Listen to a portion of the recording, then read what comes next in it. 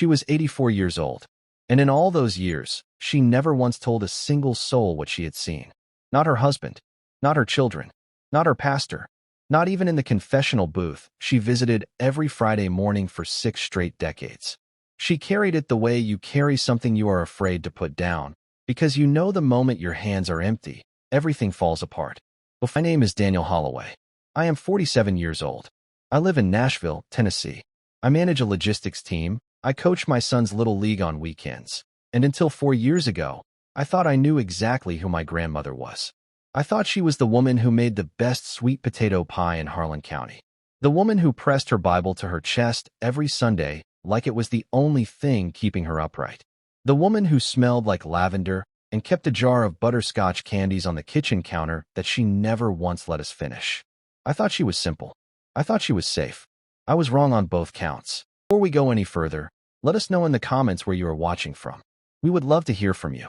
And if this is your first time here, hit that subscribe button right now so you never miss any of our upcoming stories. Margaret Ruth Holloway was born in 1939 in a part of rural Tennessee where the mountains are beautiful and the secrets go just as deep.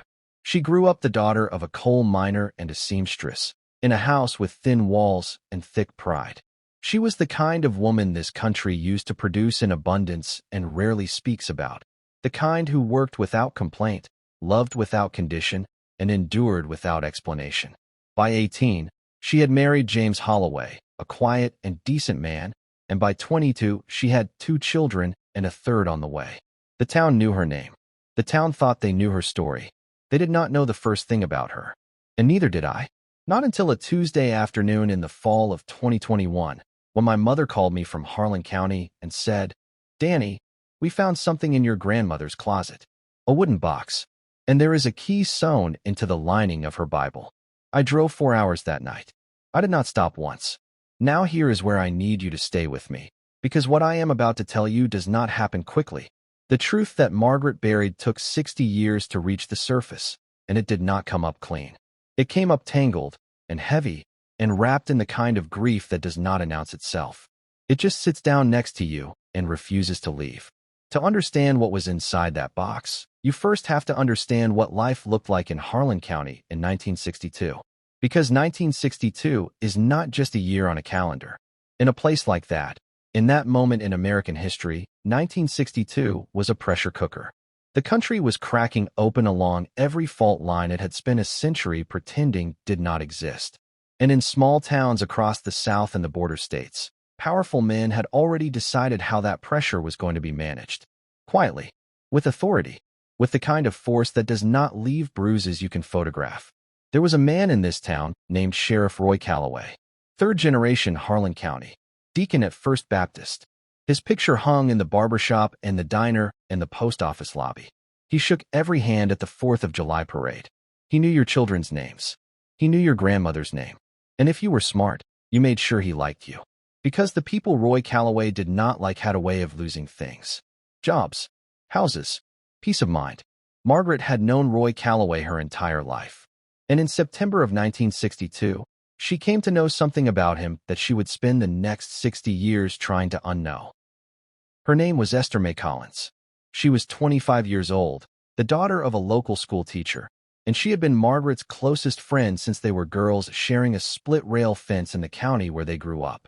They were different women in many ways, Margaret cautious and Esther bold, Margaret careful and Esther loud in the best possible sense of that word. Esther was the kind of woman who looked injustice in the eye and called it by its name. In 1962, in Harlan County, that was not a safe thing to be. That summer, Esther had begun pushing back openly against certain practices at the mill where she worked, practices that the men in charge had decided were simply the way things were done. She had written a letter to the county administrator. She had organized 3 other women to sign it with her. She had done what Roy Calloway had made very clear to anyone willing to listen, that people in her position were not supposed to do. She had made herself visible. On the night of September 14th, 1962, a Friday, Margaret walked the quarter-mile to Esther's house to return a sewing pattern she had borrowed the week before. What she saw when she came around the side of that house stopped her cold. Roy Calloway's patrol car was parked in the side yard with the lights off. The front door was open, and inside, There were voices, and then a silence that was somehow louder than the voices had been. Margaret wrote about that night in a private journal found inside the wooden box. She did not describe everything she saw in detail, but she wrote 3 words that her grandson Daniel read sitting alone at a kitchen table in the middle of the night. 3 words that he said he has not been able to put down since. She wrote, "God forgive me." She turned around. She walked home. She held her children, and she did not speak a word of it to anyone. 3 days later, the town was told that Esther Collins had moved north. Chicago, people said. Family up there, Roy Calloway said. Nothing to worry about. And because it was 1962, and because Roy Calloway said it, and because the alternative to believing him was a thing nobody in that town had the armor for, people believed it. They went back to their lives. They forgot about Esther Collins the way a town sometimes decides to forget. Margaret did not forget. Not for a single day of the 60 years she had left. Now when Daniel opened that wooden box, he did not find just a journal. He found 5 things. The journal, a black and white photograph of Roy Calloway's patrol car parked outside Esther's house, taken by someone in the dark from a distance, blurred at the edges but unmistakable in its subject. A folded piece of paper with a name on it, a deputy who had served under Calloway, with a single sentence written beneath it, "He knows." He was there. A small brass key that did not match the box, and a handwritten letter, dated 3 months before Margaret's death, addressed to "Whoever finds this after I am gone." Daniel read that letter standing up. He told me he could not have sat down if he tried. In it, Margaret wrote that she had seen what Roy Calloway did on the night of September 14th, 1962. She wrote that she had never stopped seeing it. She wrote that she had been afraid, not in the way people use that word casually, but afraid the way a woman with 3 children and a husband and a house and a life understands that fear is not weakness, it is arithmetic. She knew what happened to people who crossed Roy Calloway. 3 years before that night, a man named Harold Sims had filed a written complaint against the sheriff over a property dispute. Within 4 months, Harold Sims had lost his job at the mill, had his truck repossessed, and left Harlan County with nothing but what fit in a duffel bag. Everyone saw it. Everyone understood what it meant. Margaret understood. So she stayed silent. And she raised her children. And she made her Sunday pot roast. And she sat in the 3rd pew on the left side every week and pressed that Bible to her chest. And she watched Roy Calloway get decorated. She watched him get honored.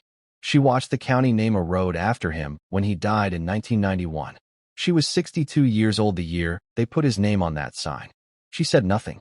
She kept going to church. But here is the thing about Margaret Holloway that Daniel did not know until he found that brass key. His grandmother had not simply carried the secret. For 25 years, quietly, without telling a soul, she had been doing something else entirely. The key belonged to a storage unit on the edge of town, rented in 1987 under a name Daniel did not recognize. It took him 3 weeks to track it down. When he pulled up the rolling metal door, inside was a single manila folder, and inside that folder were documents. Photographs. A land deed with Roy Calloway's name on it, for a parcel of property recorded just weeks after Esther Collins disappeared. Statements from 2 women, handwritten and signed, who had been afraid to speak publicly but had agreed to put their accounts on paper. And a detailed account in Margaret's own handwriting of everything she had seen and heard on the night of September 14th, 1962, written with the kind of precision that could only come from a woman who had rehearsed it in her head every single day for a quarter of a century. She had built a case, a complete, documented, carefully assembled case. And then in a final letter tucked inside the folder, she explained exactly why she had never used it. In 1987, she had taken it to a lawyer in Memphis. He reviewed everything she had brought, and then he told her that a woman like her, with evidence like this, against a man like Roy Calloway, in a county like Harlan, would accomplish nothing but the destruction of her own family. He told her to go home. He told her to stay quiet. She wrote, "Maybe he was right. Maybe I was a coward. I will let God decide.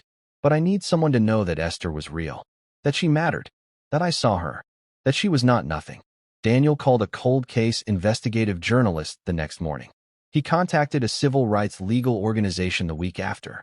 Within 6 months, a formal review had been opened, and 2 nieces of Esther Collins, both women now in their 70s, received a phone call that they had waited their entire lives to receive. When one of them was told that Margaret had kept the photographs, had written everything down, had spent 25 years quietly gathering evidence, and had never stopped trying to find a way to bring her sister's name back into the light, she wept for a long time. And then she said something that Daniel told me he thinks about every single day.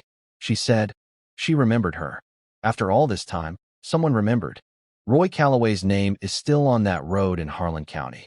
The legal process is slow. The witnesses are old. The evidence is decades cold. Justice, when it comes to the powerful men who know how to wait, has always moved like winter, slow and heavy and without apology. But Esther Mae Collins is not forgotten anymore. And Margaret Ruth Holloway, a woman who spent 60 years in silence, found a way, in the end, to make sure of that. I want to leave you with the question that has kept Daniel Holloway awake more nights than he can count, and the same question that I cannot shake. If you had been Margaret, standing in the dark outside that house on a September night in 1962, with 3 children waiting for you at home, and a sheriff who owned that entire county from the courthouse to the church steps, what would you have done? And is there a kind of silence that is also a form of love? A kind of waiting that is also a form of courage? There is no clean answer. There never is. But Esther Collins deserved one. And somewhere in that wooden box, Margaret Holloway made sure that someday, someone would keep looking. If this story moved you, share it. Because the best thing we can do for the people this world tried to erase is to say their names out loud. And if you want to know what happened next with Daniel's investigation, and what the deputy who is now 91 years old said when he finally agreed to go on record, that story is coming. Subscribe right now so you are here when it drops. And leave your thoughts below. Was Margaret a coward, or was she a survivor? I genuinely want to know what you think.